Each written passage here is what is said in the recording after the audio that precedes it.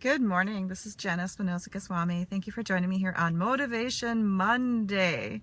I am just getting ready to speak for a TOPS group. If you're not familiar with TOPS, it's an international organization which helps with weight loss support, and it stands for Taking Off Pounds Sensibly. So I'm very honored and I'm grateful that I can speak to this group this morning. And I wanted to share a little tidbit that I will be sharing with this group and share it with you guys because you can't join me for this particular presentation.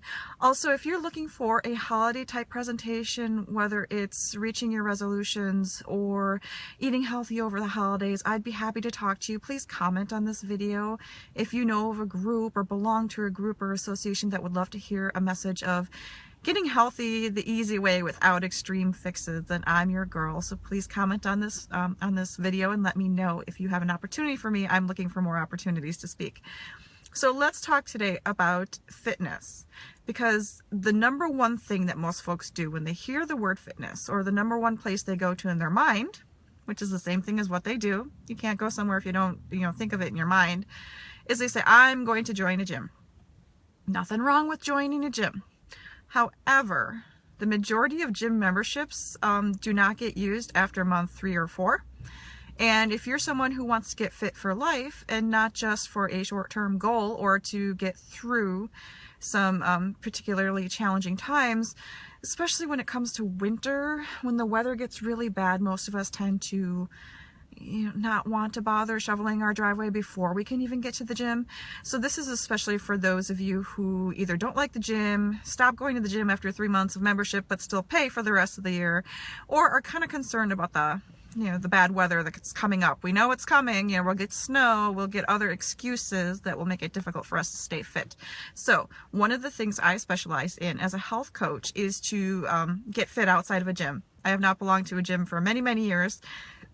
On occasion, I will attend some community education classes to shake up my normal routines, and that's an important element of lifelong fitness, is to shake up what you're doing. We'll talk about that in a different video.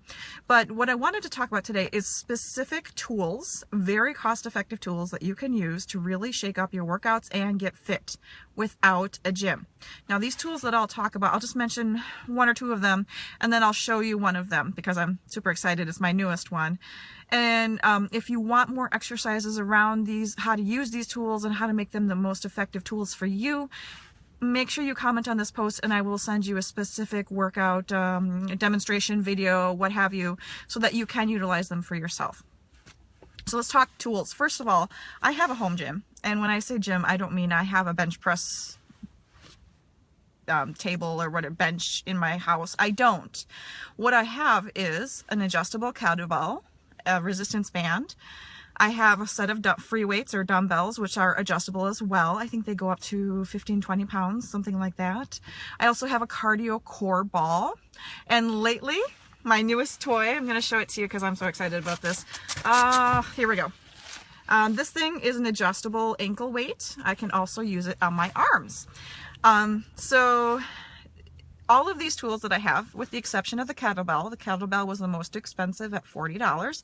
I got it for Christmas as a gift. Yes, I asked for fitness things for Christmas, but most of them were $15 and less. And some of them came with additional benefits like an exercise video to show you how to use them. So they're very cost-effective tools. You can get them at any store like Target, Walmart. You could even go like to Second Wind Exercise, maybe some consignment stores. I actually found a set of resistance bands at Marshall's recently for like $4. What an amazing deal versus a $50 gym membership. Hello, I'm going to stick with the $4 resistance bands, look on Google and find myself 10 different exercises that will get me fit. Without having that stupid membership, I can get fit wherever I am with a resistance band. So let's talk about why it's important to use some of these tools and how they can really help you to minimize the time you spend exercising while still maximizing your results. Let's talk about the resistance band first. I work with a lot of folks who have physical challenges, and when I say challenges, I mean maybe some soreness, some previous surgeries, some people who've been told by their doctors you cannot do a super high intensity exercise. So what I recommend for them is to get a set of resistance bands. Now, some resistance bands have the handles on them, and I don't feel that those are helpful for me personally. I prefer the ones that are just literally a big rubber band, that are not even closed rubber bands, but like just a strip of material, of rubber material. I have one that I've had for a couple of years now, and I know some of the more fancy ones today, they have different levels of resistance. Like one will say easy, one will say super challenging, whatever. You choose what works for you. I do find that the ones without the handles are more versatile. Again, they're like $10 or $15 at Target. I found one that was like $5. So they can be found. It's very cost effective. Now, why a resistance band? First of all, when it comes to exercise and maximizing your results, the best thing you can do is do some sort of resistance training. And that's what a resistance band does, without increasing the risk that you're going to get injured. So if you got a set of dumbbells and you were trying to figure out how to use the dumbbells, the chance of injury is very high. That's why a lot of folks go to the gym, because they're like, well, I need to use the machines because the machines actually reduce the chance that you're going to get injured. Well, resistance bands are similar to a weight machine, except you decide the level of resistance.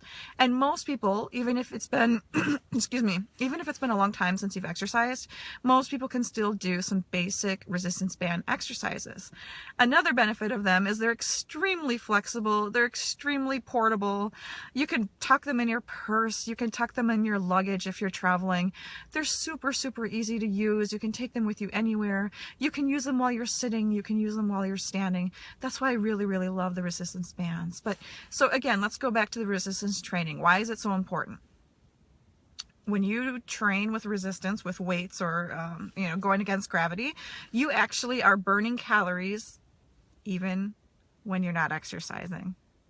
That's not the case with cardio. With cardio, once you're done exercising, you're done. You're not burning anything when you're done. With resistance training, your body actually, when you're doing resistance training, your muscles are tearing. It's not like an injury. That's why you should never work through pain, because if it starts to hurt, then you're going too far with it, or it's too heavy, or it's too challenging for you.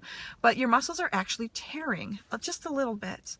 And over the next 24 hours after you've done the resistance training, your body repairs that damage. And so that is why you're still burning calories, because your body's healing what you did during your exercise routine. And this doesn't mean you have to like go all hardcore and start making grunting noises while you're doing it. No, it should be challenging for you, but again, never work through pain. Now, we talked about another fitness tool that's very cost effective. Let's talk about the kettlebell, because that's on the other end. It's more expensive.